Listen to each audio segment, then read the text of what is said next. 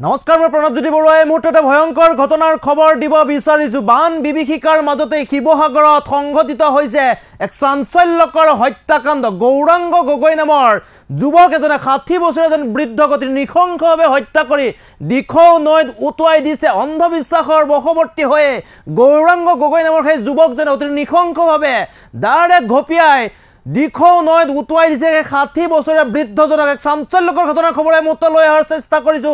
শিৱসাগৰত যিহেতু বান বিভীষিকা, ঠিক তাৰ মাজতেই চাঞ্চল্যকৰ ঘটনা সংঘটিত হৈছে। শিৱসাগৰৰ হাঁহচৰাৰ পৰা আহিছে খবৰ। শিৱসাগৰৰ হাঁহচৰাত অতি চাঞ্চল্যকৰ হত্যাকাণ্ডৰ ঘটনা সংঘটিত হৈছে। গৌৰাংগ গগৈ নামৰ যুৱকজনে অতি নৃশংসভাৱে হত্যা কৰিলে 60 বছৰীয়া বৃদ্ধক।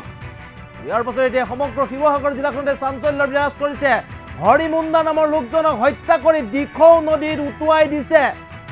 হৰিমুণ্ডা নামৰ এজন ব্যক্তিক অতি নৃশংসভাৱে হত্যা কৰি দিখৌ নদীত উটুৱাই দিছে। আৰু হৰিমুণ্ডাই যাদু মন্ত্ৰ কৰাৰ সন্দেহতে হত্যা কৰিছে। বিস্ফোৰক স্বীকাৰোক্তি এতিয়া হত্যাকাৰী বিস্ফোৰক স্বীকাৰোক্তি যে হৰিমুণ্ডা নামৰ সেই 60 বছৰীয়া ব্যক্তিজনে যাদু মন্ত্ৰ কৰাৰ সন্দেহতে অন্ধবিশ্বাসৰ বশৱৰ্তী হৈয়ে গৌৰাংগ গগৈ নামৰ সেই যুৱকজনে অতি নৃশংসভাৱে হত্যা কৰি দিখৌ নদীত উটুৱাই দিছে সেই 60 বছৰীয়া বৃদ্ধজনক। এক চাঞ্চল্যকৰ ঘটনা সংঘটিত হৈছে, যি ঘটনাই এতিয়া শিৱসাগৰৰ হাঁহচৰাত চাঞ্চল্যৰ সৃষ্টি কৰিছে। শিৱসাগৰৰ হাঁহচৰাত সংঘটিত হৈছে ভয়ংকৰ ঘটনা। গৌৰাংগ গগৈ নামৰ যুৱকজনে হত্যা কৰিছে 60 বছৰীয়া বৃদ্ধক। আৰু হীৰামুণ্ডা নামৰ বৃদ্ধজনক কাটি দিখৌ নদীত উটুৱাই দিছে সেই যুৱকজনে। অন্ধবিশ্বাসৰ বশৱৰ্তী হৈ হত্যা কৰে হৰিমুণ্ডাক।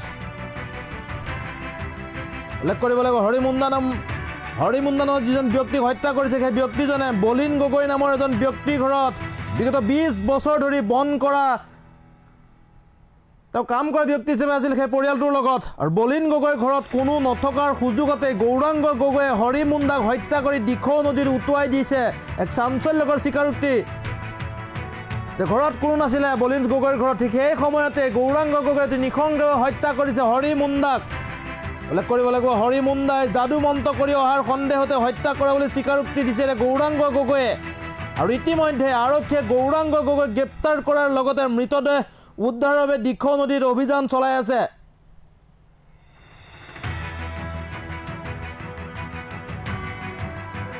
ইতিমধ্যে শিৱসাগৰ আৰক্ষী অধীক্ষকে ঘটনাস্থলীত উপস্থিত হৈ ঘটনাৰ বুজ লৈছে। SDR বাহিনীয়ে দিখৌ নদীত মৃতদেহ উদ্ধাৰৰ অভিযান অব্যাহত ৰাখিছে। এক চাঞ্চল্যকৰ ঘটনা এতিয়া পুনৰবাৰ শিৱসাগৰত জোকাৰি গৈছে। গৌৰাংগ গগৈ নামৰ এজন যুৱকে 60 বছৰীয়া বৃদ্ধক অতি নৃশংসভাৱে হত্যা কৰি দিখৌ নদীত উটুৱাই দিছে। এক চাঞ্চল্যকৰ ঘটনা। শিৱসাগৰত বান বিভীষিকা, চৌদিশে বন্যাত্মৰ হাহাকাৰ এক পৰিস্থিতিৰ সৃষ্টি হৈছে। বানপীড়িতৰ এতিয়া থাকিবলৈ খাবলৈ অভাৱ হৈছে। ঠিক সেই সময়তে চাঞ্চল্যকৰ ঘটনাই জোকাৰি গৈছে শিৱসাগৰত।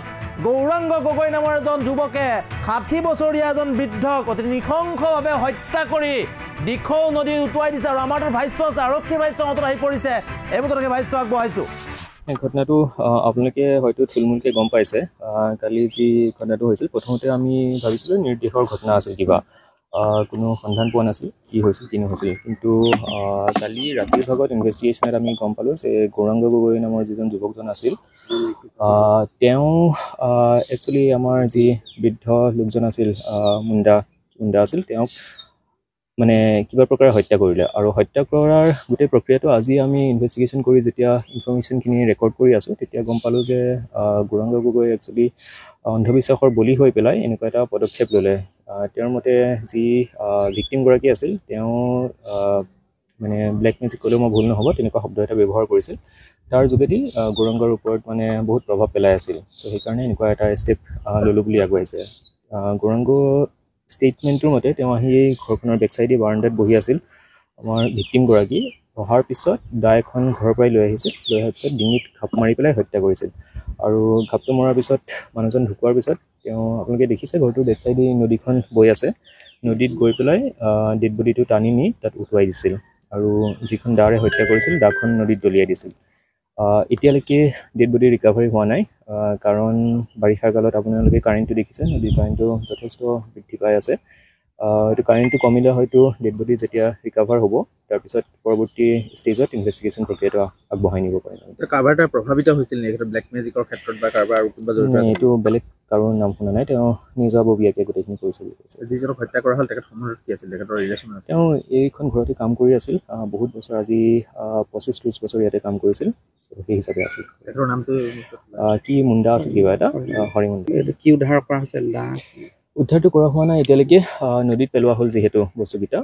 পানী কমিলে যদি আমি প্ৰচেষ্টাটো অব্যাহত ৰাখিম, তেতিয়া যেনেকৈ উদ্ধাৰ কৰিব পাৰোঁ সেইমতে বাকীখিনি আগবাঢ়িম।